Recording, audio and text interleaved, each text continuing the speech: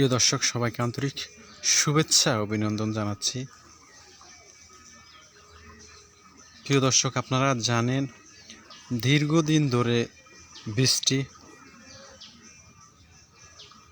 বৃষ্টিতে ডুবে গেছে নোয়াখালীর বিভিন্ন জেলা, উপজেলা এবং ইউনিয়ন সহ বিভিন্ন গ্রামীণ জনপদ থেকে শহরায়ন সব ডুবে একাকার ছিল। দীর্ঘদিন মানুষ খুবই ভোগান্তিতে ছিল। আজ এবং কালকে রৌদ্রের আলোতে মানুষ স্বস্তি পাচ্ছে এবং আজকে যেহেতু বৃষ্টি হয়নি সেই ক্ষেত্রে মানুষ অনেকটাই স্বস্তি পেয়েছে।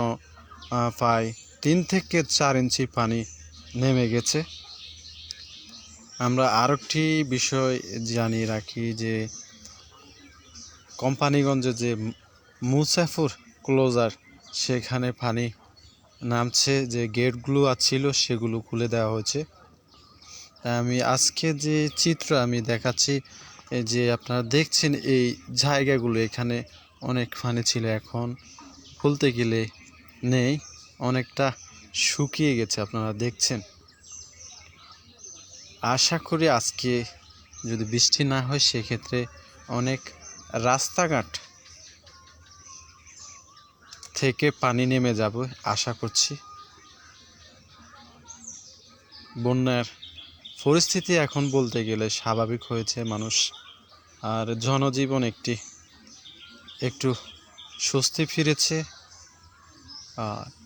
এর আগে যে বন্যায় ক্ষতিগ্রস্ত হয়েছে তাদেরকে বিভিন্ন নোয়াখালীর যে আশ্রয় কেন্দ্র রয়েছে, অর্থাৎ নোয়াখালী যে প্রাথমিক বিদ্যালয় বা কলেজ মাদ্রাসা সহ যে উঁচু জায়গা রয়েছে সেখানে তাদেরকে নিয়ে যাওয়া হয়েছে। বিভিন্ন সামাজিক সংগঠন সহ প্রশাসনিক বিভিন্ন মাধ্যমে প্রচারণার মাধ্যমে যে বন্যা পরিস্থিতিতে মোকাবেলা বা সামিল করার জন্য বিভিন্ন মেডিকেল টিম সহ বিভিন্ন টিম গঠন করা হয়েছে। প্রিয় দর্শক, আরও একটি বিষয় জানিয়ে রাখি যে বন্যায় এই মুহূর্তে যে বিষয়গুলো মাথায় রাখতে হবে, যে ছোট্ট শিশুরা রয়েছে তারা বিভিন্ন রোগে আক্রান্ত হবে, নিউমোনিয়া, ডায়রিয়া, কলেরা সহ বিভিন্ন স্কাইবি রোগ অর্থাৎ চর্মরোগে আক্রান্ত হবেন, সেদিকে আমাদেরকে নজর রাখতে হবে। তাছাড়া যে পানিতে বজ্র ময়লা আবর্জনা হয়েছে, যেহেতু পানিবন্দী ছিল, চলাচলে যে জায়গায় সে জায়গায় পানি ছিল, পানি দিয়ে আসা যাওয়া বা এই কারণে মানুষের হাতে, মানুষের পায়ে বিভিন্ন রকম চর্মরোগ দেখা দিতে পারে। সেই ক্ষেত্রে আমাদেরকে সাবধানতা অবলম্বন করতে হবে। প্রাথমিক যে চিকিৎসাগুলো এগুলো নিতে হবে। প্রিয় দর্শক, আপনাদেরকে দেখানোর চেষ্টা করছি যে বন্যার এখন যে পরিস্থিতি, আজকে সারাদিন বলতে গেলে আলো ছিল, অর্থাৎ রৌদ্র ছিল প্রচুর। যদি আরও এভাবে হয়, আরও 2-1 দিনের মধ্যে বন্যা পরিস্থিতি কমে মানুষ স্বাভাবিক জীবনে ফিরবে, এটি আশা করছি। বন্যা পরবর্তী সময়ে যারা ক্ষতিগ্রস্ত হয়েছে, অর্থাৎ বন্যায় যাদের ঘর বাড়ি তলিয়ে গেছে, তাদের এখন পর্যন্ত যে সামাজিক সংগঠনগুলো তাদের পাশে দাঁড়িয়েছে, আশা করছি বন্যা পরবর্তী সময়ে তাদের পাশে দাঁড়াবেন, যেহেতু তারা বিশাল একটা বিপদের সম্মুখীন হয়েছেন। তাদের যে বাড়িঘর ডুবে গেছে, বিভিন্ন আসবাবপত্র নষ্ট হয়ে গেছে, সেগুলো যেন তারা পায় সেদিকেও খেয়াল রাখবেন।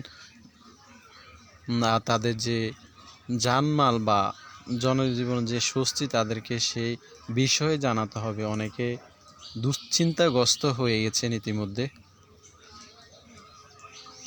প্রিয় দর্শক, আমি দেখাচ্ছি এখানটায় পুরো পানিতে ভরা ছিল, এখন অনেকটাই কমে গেছে, আশা করছি কমে যাবে। নোয়াখালী সদরের যে জেলা প্রশাসন কার্যালয় সহ যে জায়গাগুলো রয়েছে সেখানে প্রচুর পানি এখনও আছে। আস্তে আস্তে কমতে শুরু করেছে, প্রায় 3 ইঞ্চি পানি কমেছে। কমে যাবে যদি এভাবে বৃষ্টি না হয়, রৌদ্র হয়।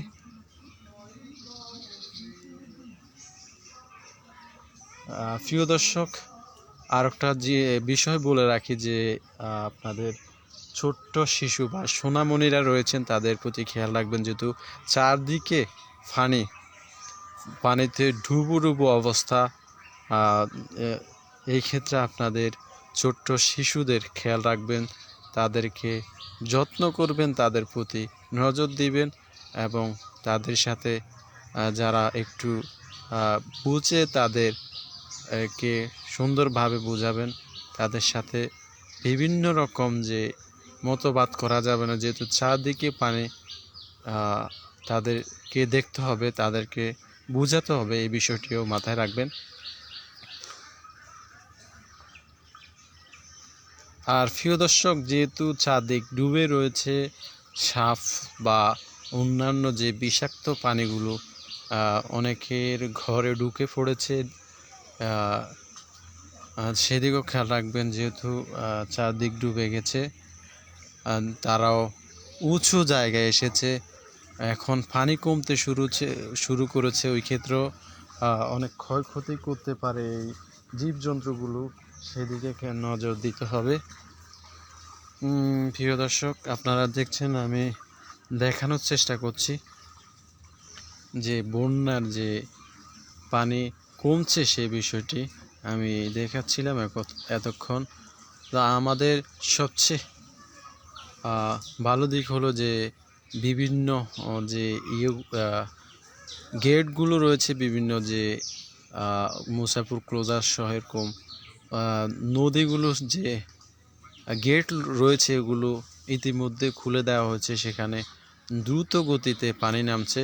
আর একটি বিষয় বলে রাখা উচিত যে আমরা সচেতন মানুষ, যে বিভিন্ন খাল বিলে যে বিভিন্ন রকম জাল বসানো হয়েছে, সেগুলো যে পানি উন্নয়ন বোর্ড রয়েছে সে পানি উন্নয়ন বোর্ড এগুলো দেখবেন, তাহলে অতি তাড়াতাড়ি আরও পানি নেমে যাবে, এমনটাই আশা করছি।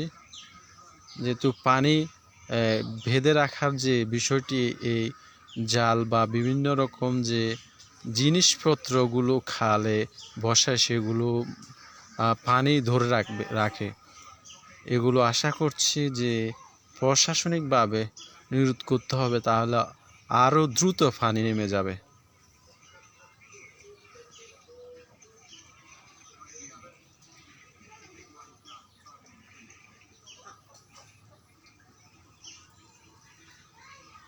প্রিয় দর্শক, বলছিলাম যে বিভিন্ন সচেতনতা বিষয়ে এতক্ষণ আপনাদেরকে জানিয়েছিলাম এবং বিভিন্নভাবে দেখিয়েছিলাম যে বাড়িঘরের যে পরিবেশ বা যে অবস্থা সেটি আমি দেখিয়েছিলাম এতক্ষণ। প্রিয় দর্শক, নোয়াখালী এখন পর্যন্ত যে স্বাভাবিক পরিস্থিতি বিরাজ করছে, আপনারা দেখছেন এখনও রৌদ্র যে আলোক, সেই আলোকটি মানুষের যে মনে হাসি ফোটায় সেটি আমরা দেখছি। আজকে যদি বৃষ্টি না হয় সেক্ষেত্রে পানি অনেকটাই নেমে যাবে, আমরা আশা করছি। বাকিটা বিধাতাই ভালো জানে, যেহেতু আমাদের আবহাওয়া অধিদপ্তর ভালো একটি সুখবর দিয়েছেন।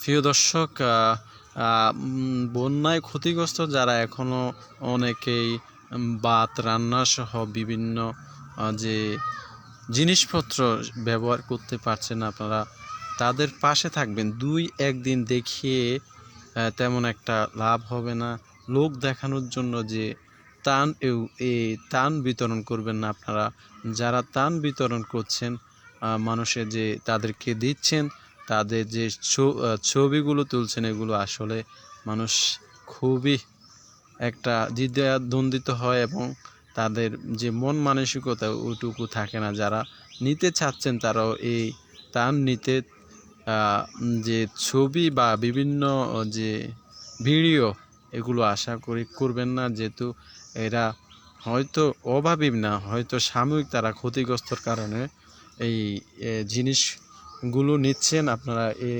ছবিগুলো তোলার সময় তাদেরকে দেখাবেন না, বা ভিডিওগুলো করার সময় তাদেরকে দেখাবেন, যেহেতু আপনারা দিচ্ছেন, আপনাদের স্বয়ং বিধাতা দেখছেন, তিনি আপনাদের সেই কষ্ট এবং যে ত্রাণ বিতরণ করেছেন এগুলো কবুল করবেন। এই বিষয়গুলো মাথায় রাখবেন, তাহলে অনেকটাই মানুষ নিতে স্বাচ্ছন্দ্য বোধ করবে, যেহেতু গ্রামীণ মানুষ এগুলো খুবই অপছন্দ করে। সে বিষয়ে আসলে আমরা সচেতন মানুষ যারা বিভিন্ন ভাবে দান করছি তারা মাথায় রাখবেন। হয়তো বা নিজেরা যাই দিচ্ছেন সেগুলো নিজেদের মতো করে ছবি তুলে রাখতে পারেন নিজেরাই।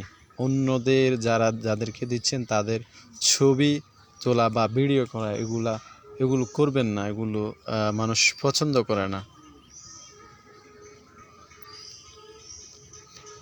প্রিয় দর্শক, আমি যে কথাগুলো বলছিলাম যদি ভুল ত্রুটি হয় আপনারা সুন্দর এবং ক্ষমা দৃষ্টিতে দেখবেন। আমি বলছিলাম সচেতনতার বিষয়গুলো, আসলে আমরা এই কাজগুলো সবচেয়ে বেশি করি, এই কাজগুলো থেকে আমরা বিরত থাকব। আর বন্যা পরবর্তী বা আরও কয়েকদিন যে ত্রাণ বিতরণ বা সহযোগিতা এগুলো করে যাবেন, যেহেতু পানি নামতে হয়তো বা সপ্তাহখানিক লাগতে পারে। আর একটি বিষয় জানিয়ে রাখি, যেহেতু গতকাল যে স্কুল কলেজ বা শিক্ষা প্রতিষ্ঠান যে খোলা যে একটা বিষয় আছে, অনেক কলেজ বা বিশ্ববিদ্যালয় বা বিভিন্ন প্রতিষ্ঠানে আশ্রয় কেন্দ্র হয়েছে, সেক্ষেত্রে সেই প্রতিষ্ঠানগুলোতে ক্লাস হবে না বললে চলে। ইতিমধ্যে আমরা অনেক কলেজে যে তাদের ফেসবুক পেজ রয়েছে তারা পোস্ট দিয়েছেন। আমি যদি বলি নোয়াখালী সদরে যে সোনাপুর কলেজ রয়েছে, তারা আরও প্রায় 1-1.5 ঘন্টা আগে পোস্ট দিয়ে জানিয়ে দিয়েছে, যেহেতু তাদের ওখানে আশ্রয় কেন্দ্র রয়েছে, সেখানে তেমন সেখানে ক্লাস হবে না। এরকম অনেকগুলো প্রতিষ্ঠান রয়েছে আসলে কালকে যে ক্লাস নেওয়ার মতো পরিস্থিতি নেই, যেহেতু আশ্রয় কেন্দ্রে মানুষ আশ্রয় গ্রহণ করেছে, সেক্ষেত্রে ক্লাস নেওয়া একেবারে অসম্ভব বিষয়। বিশেষ করে নোয়াখালী যে প্রতিষ্ঠানগুলো রয়েছে এগুলোতে পুরো দেশে যে 12টি জেলায় যে বন্যা ক্ষতিগ্রস্ত হয়েছে এটি আপনারা অনেকেই জানেন। হাজার হাজার মানুষ আহত সহ নিহত অনেকে, যেহেতু বন্যায় ডুবে গেছে, সঠিকভাবে তথ্য নির্ণয় করা যাচ্ছে না। বিভিন্ন কমিটি হবে, সেখান থেকে হয়তো বা জানবেন আপনারা। আরেকটি বিষয় বলবো যে আপনারা কোনো কিছু নিজেদের মতো করে পোস্ট করবেন না, যেহেতু গুজব ছড়ালে মানুষ অনেকে আতঙ্কিত হয়। সঠিক তথ্য দেওয়ার চেষ্টা করবেন। যারা গণমাধ্যম কর্মী রয়েছেন আপনারা বিভিন্ন প্রশাসনিক যে কর্মকর্তার সাথে আপনাদের যোগাযোগ হয়, আপনারা যে গুজবগুলো ছড়িয়ে পড়ে সেক্ষেত্রে আপনারা সবচেয়ে সহযোগী হিসাবে আপনারা থাকছেন। আপনারা চেষ্টা করবেন যে সঠিক তথ্য দেওয়ার জন্য মানুষদেরকে। আপনাদের কাছে সাধারণ মানুষ সঠিক তথ্য জানতে চায়, যেহেতু বাংলাদেশটাই সবচেয়ে বেশি বলতে একটু দ্বিধাবোধ করছি, তারপরেও বলতে হচ্ছে, যেহেতু বাংলাদেশে যে গুজব সবচেয়ে বেশি ছড়ানো হয়, আমাদের দেশের মানুষ সবচেয়ে বেশি আবেগীয় বলতে গেলে। আপনারা আবেগে তেমন কিছু করবেন না, যেহেতু অন্য মানুষরা ক্ষতিগ্রস্ত হয় আতঙ্কিত হয়, এমন কিছু করা যাবে না। প্রিয় দর্শক, নোয়াখালী যে আশ্রয় কেন্দ্র রয়েছে সে 388 আশ্রয় কেন্দ্র রয়েছে। প্রায় লক্ষাধিকের উপরে মানুষ আশ্রয় কেন্দ্রে তারা স্থান নিয়েছেন। আমরা সবচেয়ে যে ভালো বিষয়টি খেয়াল করেছি যে আমাদের জেলায় যে নোয়াখালী বিজ্ঞান ও প্রযুক্তি বিশ্ববিদ্যালয় রয়েছে, সেখানের শিক্ষার্থীরা খুবই মানবতার পরিচয় দিয়ে যাচ্ছেন। তারা খাওয়ার থেকে শুরু করে মানুষের যে থাকা ব্যবস্থা, যে নিরাপত্তার বিষয়টি তারা সেটিও দেখছেন। তবে আমি আরও একটি বিষয় বলবো যে ডিপ্লোমা চিকিৎসক যারা রয়েছেন তারাও মানবতার প্রতীক হিসেবে কাজ করছেন। হয়তো বা তারা যে কর্মক্ষেত্র পাচ্ছে না দীর্ঘ 12-13 বছর, কিন্তু তারা বন্যায় বা মানুষের যে ক্ষতিগ্রস্ত হয় বা ক্রান্তি লগ্নে তারা মানুষদেরকে সহযোগিতা করেন, অর্থাৎ প্রাথমিক ট্রিটমেন্টগুলো দিয়ে যান। এই বিষয়টি আমি খেয়াল করেছি দীর্ঘদিন ধরে। হয়তো তারা আল্লাহর কাছে পাবেন এইটুকুই। তারা বিভিন্ন দিন ধরে বিভিন্ন আন্দোলন সংগ্রাম করেও তারা যে তাদের সুযোগ সুবিধা পাচ্ছেন, এগুলো আসলে জানি না সরকার কি, যে অন্তর্বর্তীকালীন সরকার তিনি কি করেন। ইতিমধ্যে ডিপ্লোমা চিকিৎসকরা তারা আন্দোলন করেছেন, আন্দোলনের মধ্যে ঘটে গেছে বন্যা। হয়তোবা তাদের এই সমাধানটা হয়তো, কিন্তু আল্লাহ তাআলা সে সমাধানটা করার সেই পথ দেননি। কিন্তু তারা হতাশ না, তারাও এখনো পর্যন্ত যে তাদের দাবি দাওয়াগুলো আছে সেগুলো বন্যা পরিস্থিতি স্বাভাবিক হলে তারা তুলে ধরবেন। যেহেতু প্রধান উপদেষ্টা নিজে তাদেরকে আশ্বাস দিয়েছেন, তারা আশা করছি সেই বিষয়টি পাবেন। আর তারা যে দেশের ক্রান্তি লগ্নে সবচেয়ে বেশি তারা এগিয়ে আসে। আমি যে বিষয়টি দেখছি, তারা বিভিন্ন বাংলাদেশে বলতে গেলে ৬৪ জেলায় তারা টিম গঠন করে ট্রিটমেন্ট দিয়ে যাচ্ছেন, বিভিন্ন সহযোগিতা করছেন। যে প্রাথমিক চিকিৎসা, তারা যে ওষুধগুলো আছে সেগুলো তারা ফ্রি দিয়ে যাচ্ছেন। যে হয়তো বা যে ওষুধগুলো দিতে পারছে না সেগুলো তারা প্রেসক্রাইব করে যাচ্ছেন। আপনারা জানেন, যারা মিডিয়া কর্মী রয়েছেন তারাও দেখেছেন যে বিভিন্ন আশ্রয় কেন্দ্রে যে ডিপ্লোমা চিকিৎসকরা রয়েছেন তারা ট্রিটমেন্ট দিয়ে যাচ্ছেন। সেক্ষেত্রে আমি আরও একটি বিষয় বলবো, যারা MBBS ডক্টর রয়েছেন তারাও দিচ্ছেন। হয়তো বা সবচেয়ে বেশি এগিয়ে এসেছেন ডিপ্লোমা চিকিৎসকরা, আমরা এটি আপনাদেরকে বলে রাখি। আর একটি বিষয় বলবো যে নোয়াখালীতে যে ডিপ্লোমা চিকিৎসক যারা রয়েছেন তারাও বিভিন্ন আশ্রয়কেন্দ্রে আছেন। অনেকেই টিম গঠন করে বিভিন্ন আশ্রয়কেন্দ্রে গিয়ে ট্রিটমেন্ট দিচ্ছেন। আমরা কালকে যে একটা প্রতিবেদন দেখলাম যে নোয়াখালীর যে দীপ্ত টিভির প্রতিনিধি রয়েছেন, যিনি রিফাত মির্জা নামে, তিনি খুব সুন্দরভাবে যে শিক্ষার্থীরা ট্রিটমেন্ট দিয়েছেন সেই বিষয়টি তুলে ধরেছেন, তাদের সাক্ষাৎকারও নিয়েছেন। আপনারা অনেকে দেখছেন সে ভিডিওটি, সে নিউজটি লাইভ। আশা করছি এরকম যদি আমাদের ডিপ্লোমা চিকিৎসকদের যে ক্রান্তি লগ্নে যে চিকিৎসা দিয়ে থাকে তাদেরকে বিভিন্ন প্রকল্পে ব্যবহার করতে পারেন, তারা যে সবচেয়ে বেশি বঞ্চিত এই ডিপ্লোমা চিকিৎসকরা, হয়তো তারা একদিন সে সুদিন পাবেন, হয়তো সময়ের অপেক্ষা। তো তারা যে কোনো সময় যে কোনো ক্রান্তি লগ্নে দেশে তারা তাদের যে সেবা তারা দিয়ে যাচ্ছেন। হয়তোবা তাদের যে সরকারি নিয়োগ দীর্ঘ 12 বছর নেই, এটি একেবারে বলা চলে। যে বিভিন্ন কমিউনিটি ক্লিনিকগুলো রয়েছে সেখানে হয়তোবা ডিপ্লোমা চিকিৎসকদের দেওয়া যেত, তারা একটা ভালো ট্রিটমেন্ট দিতে পারত প্রাথমিক পর্যায়ে, সেটিও বলা চলে। আসলে বাংলাদেশে যে ডিপ্লোমা যে দিকগুলো রয়েছে সেগুলো এখন বলতে গেলে একদম অকেজোর ফতে। মেধাবী শিক্ষার্থীরা এই ডিপ্লোমা করে অনেকে ঘরে বসে আছেন, কর্ম নেই তেমন একটা। সে বিষয়টি বিগত যে সরকার ছিলেন সেই বিষয়টি তিনি কখনোই নেননি। কখনো শিক্ষার্থীরা দাবি দাওয়া নিয়ে গেলে তাদেরকে বিভিন্নভাবে হয়রানি করা হতো। পুলিশি হয়রানি সব নানা রকম হয়রানি করতো এই ডিপ্লোমা চিকিৎসক সহ ডিপ্লোমা বিভাগে যারা পড়াশোনা কমপ্লিট করেছে তাদের বিভিন্ন প্রেশার ক্রিয়েট করতো, সমস্যার সমাধান করতো না। অন্তর্বর্তীকালীন সরকার কি করে সেটি এখন দেখার বিষয়, যেহেতু তিনি উপদেষ্টা হওয়ার পর থেকে দেশের বিভিন্ন কান্তিলগ্ন, যেহেতু শিক্ষার্থীরা কোটা আন্দোলন নিয়ে যে আন্দোলন করেছেন, তারপরে সরকার হটিয়েছেন, তারপরে দেশে যে কান্তিলগ্ন অর্থাৎ দেশের পরিস্থিতি স্বাভাবিক হতে হয়তো অনেকটা সময় লাগবে। উপদেষ্টা নিজেও বলছেন, যারা উপদেষ্টায় আছেন তারা চাচ্ছেন যে সব কিছু যেন মানুষ সেবা থেকে যেন সুবিচার পায়, সেটিও দেখছেন।